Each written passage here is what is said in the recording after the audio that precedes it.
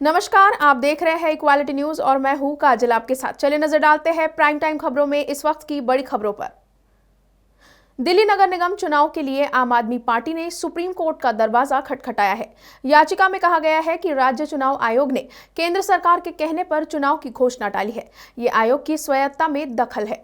मई में एमसीडी का कार्यकाल पूरा हो रहा है, अप्रैल में चुनाव करवाए जाने चाहिए। आम आदमी पार्टी के अधिकृत प्रतिनिधि दुर्गेश कुमार ने यह याचिका दाखिल की है। अंकुश नारंग और मनोज कुमार त्यागी भी मामले में सह याचिकाकर्ता है। वकील शादान फारसात के जरिए दाखिल याचिका में कहा गया है कि राज्य चुनाव आयोग काफी समय से चुनाव की तैयारी कर रहा था। उसने कई नोटिस प्रकाशित कर यह जानकारी दी थी कि अप्रैल में चुनाव होंगे। हालांकि ऐसा कुछ होते हुए नजर नहीं आ रहा। यूपी विधानसभा चुनाव के परिणाम घोषित हो चुके हैं, जिसमें भाजपा गठबंधन ने 273 सीटें पाकर बहुमत हासिल किया है, जबकि सपा गठबंधन ने 125 सीटें हासिल की है।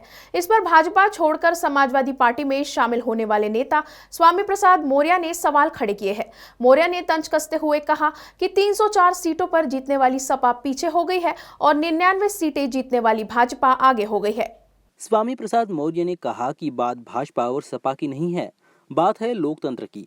स्वाभाविक रूप से जो 2022 का विधानसभा चुनाव हुआ, जिसमें बैलेट पेपर वोटिंग में सपा 304 पर जीती जबकि भाजपा 99 पर, लेकिन ईवीएम की गिनती में भाजपा कैसे जीती, ये अपने आप में एक बड़ा सवाल है। इतना ही नहीं तो भाजपा पर तीखा वार करते हुए कहा गया कि 304 सीट पर जीतने वाली सपा पीछे हो गई और 99 सीट पर जीतने वाली भाजपा आगे हो गई। इसका मतलब है कि कहीं ना कहीं कोई बड़ा खेल हुआ है। इसलिए इस पर जो भी मीडिया के लोग हैं या अन्य विद्युत समाज के लोग हैं, उन्हें विश्लेषण करना चाहिए। पश्चिम बंगाल की मुख्यमंत्री ममता बनर्जी ने बुधवार बीजेपी पर निशाना साधते हुए कहा कि उसे विधानसभा में मिली जीत पर ज्यादा खुश होने की जरूरत नहीं है। ममता बनर्जी ने कहा कि तृणमूल कांग्रेस के समर्थन के बिना केंद्र में सत्तारूढ़ बीजेपी के लिए आगामी राष्ट्रपति चुनाव में जीतना आसान नहीं होगा और उसे टीएमसी के समर्थन की जरूरत पड़ेगी। विधानसभा सत्र के दौरान बीजेपी विधायकों के वॉकआउट पर ममता बनर्जी ने कहा कि राष्ट्रपति चुनाव जल्दी होंगे, हमारे समर्थन के बिना आप आगे नहीं बढ़ेंगे, आपको इसे नहीं भूलना चाहिए। ममता बनर्जी ने आगे कहा कि भारतीय जनता पार्टी के पास देश के कुल विधायकों में से आधे की संख्या नहीं है। ऐसे में उसे राष्ट्रपति चुनाव जीतना आसान नहीं होगा। कश्मीरी हिंदुओं के विस्थापन पर आधारित फिल्म द कश्मीर फाइल्स को लेकर चल रही बहस के बीच छत्तीसगढ़ के मुख्यमंत्री भूपेश बघेल ने दावा किया है कि इस फिल्म में आधी अधूरी सच्चाई ही दिखाई गई है और केवल हिंसा दिखाने की कोशिश की गई है। मुख्यमंत्री भूपेश बघेल ने बुधवार को रायपुर में अपने मंत्रिमंडल के सदस्यों, कांग्रेस विधायकों और वरिष्ठ नेताओं के साथ द कश्मीर फाइल्स देखने के बाद संवाददाताओं से बातचीत में यह बात कही। उन्होंने कहा, द कश्मीर फाइल्स कश्मीर में जो आतंकवादी घटनाएं हुई है उस पर बनाई गई फिल्म है। इसमें एक परिवार की कहानी है जिसे लेकर फिल्म आगे बढ़ती है, लेकिन आखिर में जो नायक है वो कहता है कि इसमें न केवल हिंदुओं की बल्कि बौद्ध, सिख, मुस्लिम जो भी भारत के साथ थे उनकी भी हत्या हुई है। उन्होंने कहा, इस फिल्म में एक राजनीतिक संदेश देने की कोशिश की गई है कि जो कश्मीरी पंडित है उनका विस्थापन हुआ।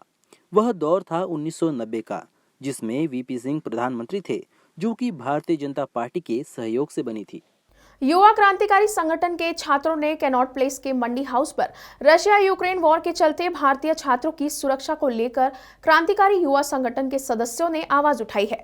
छात्रों का कहना है कि हमारे देश के छात्र किसी अन्य देश में पढ़ने जाते हैं, यही सबसे शर्मनाक बात है और अब जो छात्र अपनी आधी पढ़ाई छोड़कर आ रहे हैं उनके लिए भी एक समस्या बनकर खड़ी हो गई है। उनके लिए कोई समाधान किया जाए और साथ ही युद्ध नहीं अमन चाहिए कहकर जमकर नारेबाजी भी की।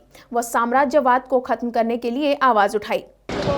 सबसे बड़ा नुकसान तो ये है कि वो छात्र इसीलिए यूक्रेन में पढ़ाई कर रहे हैं क्योंकि इस देश में मेडिकल कॉलेजेस की कमी है और वहाँ पे मेडिकल की पढ़ाई जो है सस्ते में होती है। इसीलिए भारत से ज़्यादातर छात्र जो है रशिया या फिर यूक्रेन से मेडिकल की पढ़ाई करें और अभी जो वहाँ पे मसला चल रहा है जिसके कारण बहुत सारे छात्र जो है वहाँ पे जो पढ़ रहे थे वो भारत में आए, उनसे बहुत सारे रुपए लिए गए।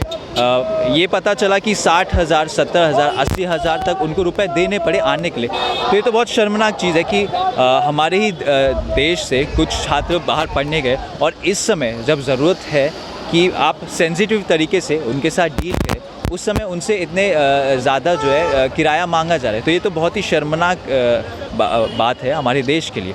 और जिस तरह से मोदी सरकार दिखा रही है कि हम जो है छात्रों को लेकर आ गए बिल्कुल सही सलामत, तो ये सच्चाई नहीं है, क्योंकि अगर आप छात्रों से पूछेंगे तो उनमें गुस्सा।